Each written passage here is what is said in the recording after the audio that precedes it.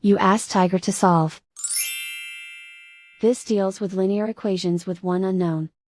The final result is x equals 9. Let's solve it step by step. Simplify the expression. Move the negative sign from the denominator to the numerator. Expand the parentheses. Break up the fraction. Find the greatest common factor of the numerator and denominator. Factor out and cancel the greatest common factor. Group all constants on the right side of the equation. Subtract 8 from both sides.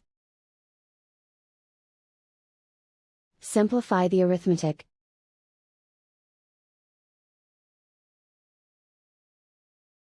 Isolate the x. Multiply both sides by inverse fraction 3 over -5. Move the negative sign from the denominator to the numerator.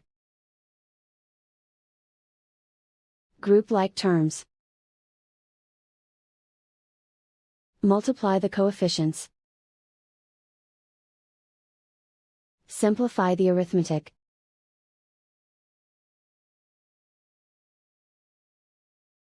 Move the negative sign from the denominator to the numerator.